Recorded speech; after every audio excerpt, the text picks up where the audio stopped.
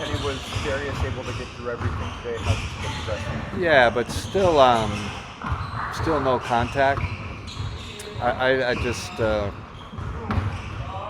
think it's just day to day right now. Just toe's a tough one. There's pain and all that. But the good thing when we watch him shooting right now, he's moving well. Just no contact yet. Is there any concern he wouldn't be ready for game one on Sunday? Sure. I mean, but I'm not going to make a judgment either way. But sure, there's some concern there. I could see it go either way. Let's put it. Is that fair? You went with Sam twice. Yeah. Darius out. How do you think that? I mean, obviously the score would suggest it worked out pretty well. Yeah. But is that the right matchup for you? Yeah, that's what we got to decide. And obviously, when we get to DG, we've talked about it. Haven't made a decision yet. I mean, we like Sam because he's two-way, and especially with if Darius is going to be out, he can create advantages. Not in pick and roll, but with the off-ball screen stuff, and then he can hold his own defensively. But you could argue, do you go with a bigger body? Do you go with a Haliburton matchup? There's other. This series is different. Has this toe issue lingered longer than you anticipated? No, I just, I know how they are. Like it's just not easy. Especially with all the start and stop he does. So no, I'm not surprised. It's not like something that just goes away like that, right? Like all of a sudden it's like, okay, you're better. I think it's something he's going to have to deal with probably the rest of the playoffs. Kyle Anderson of the Heat said that he thought you guys played better without Darius in the final 2 games. What do you make of that narrative? I don't know. I don't listen to that. I think we're better with our all-star point guard, personally. Kenny, why do you think your defense got better as you went along in this series, Miami series? Yeah, I think like anything, we started figuring some things out. Remember early we were having some issues with Davion Mitchell getting downhill. We kind of adjusted to putting a bigger player on him. I just think there were tweaks like that. How we were playing Bam in the pick and roll, that was another one. Started to jam him more so he didn't get that pocket pass. What about your rebound? Yeah, I mean it was a point of emphasis, and I think months though, hasn't it? Yeah, I think we did a good job. Now Miami's not someone that sends someone to they're more transition defense. I don't know if that was a fair test. That being said, we were better, much better. What is the greatest stress to your defense when playing a 5-out offense? Well, it's the hardest thing to guard in basketball is 5 shooters. It just is.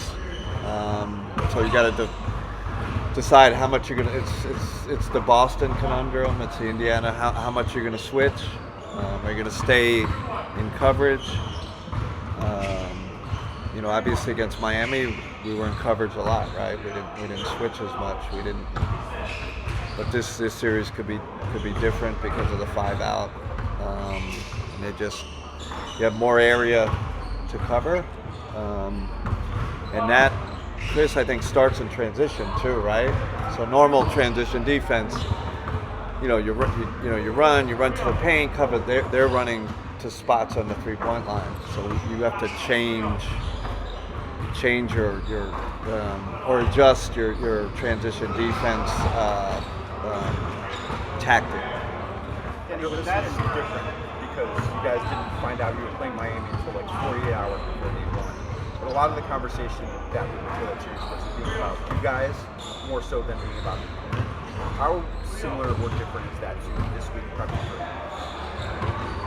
No, I do think we can turn it a little more scouting. We have kind of more days to prepare. So, I mean, listen, Dan, it's always about us, right? I just have that philosophy. That's you know, and by a long margin. But this helps us from a scouting standpoint.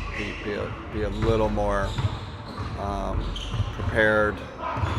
The hard thing with Indiana, I don't think we've, if you look at our 4 games, like, is there any game where because there's so many different circumstances, we had guys out, they had guys out.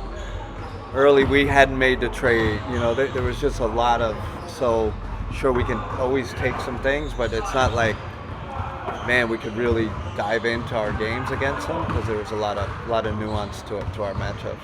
Kenny, with the 5-out lineup in mind, when you think about how impactful Jared Allen has been after the first series, now there's a series with a team that has a 5-out lineup, how important has it been for you guys to have the versatility of the regular season where he wasn't closing in some fourth quarters? I mean, listen, we all know, JA's next step is be able to guard 5-out. I think it's a challenge, but he's more than capable with his versatility. It's more switching, his mindset. The talent's there, the defensive capability is there.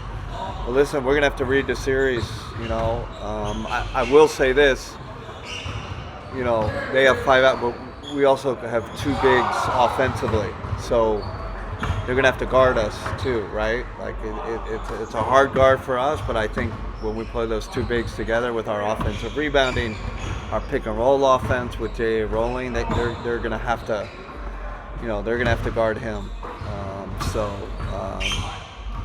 What might seem like a disadvantage for us on one end, it could be an advantage for us on the other. Not to feed too much into the Kyle Anderson thing, but I'll give you the carpet here. What does Darius bring to this team that can't be replicated? I mean, right? Speed, skill, smarts, and he's been our closer. Quite honestly, end of games, it's been him all year. A lead shot maker, and then he's defensively he's smart. He's smart and he competes, and that's what we're asking of him and what he's done all year. And we have people behind him that can support. Sure, there's the size thing, and he's working on that, right? We know his next thing is to continue to get stronger. Kind of that Steph evolution. How much stronger can he get? That'll be when he makes the next step. But as far as competitor IQ, not back down. We've switched with him a lot this year. We'll do it in this series.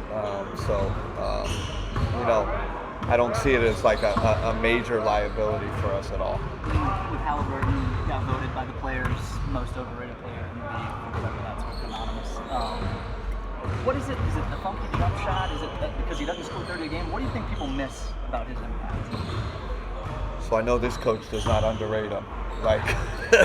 Like in no sense, in no terms. I think he's one of the hardest covers in the league because he's got both. He can score, and then he's elite passer, elite jump. It reminds me like the LeBrons of the world, the James Harden of the world. They can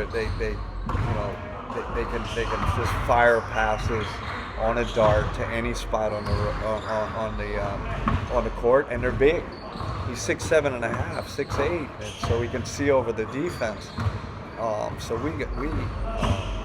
think he's one of the elite guards in this league. That poll, I don't know. Those guys, they must not be watching the same film I'm watching because I think he's elite. Their last series got pretty chippy with Milwaukee. I just want to ask you, where do you draw the line between good competition, trash talk, and I don't know. Whatever the other things? Listen, our guys compete at a high level. We never come, hey, let's make this series chippy. Let's stir something up. I don't think that's our character. Our character is we have elite competitors, I don't think we need to go there. This isn't a boxing match. This is, you have to compete hard. You have to be physical. You have to have grit. You have to have resiliency. All those words. But we're not coming into this series saying, "Hey, we got to be, chippy." We're just gonna compete like we've been competing all year. Outside from the This five is the last out, question. just what other challenges do you see from Pacers? What other challenges? Best transition offense in the league. I don't, and they got a quarterback that knows how to master. He's a master at orchestrating transition. And then to their credit, they've surrounded him with elite speed. Right? Their roster, they got guys that can run. So that's number one. Obviously, Haliburton orchestrating the pick and roll, and then Siakam. Don't forget he's their leading scorer, right? And Tyrese is an incredible player, but are we going to be able to deal with Pascal and that mid-post isolation defense? We're going to have to be tough and competitive and smart when he gets in isolation.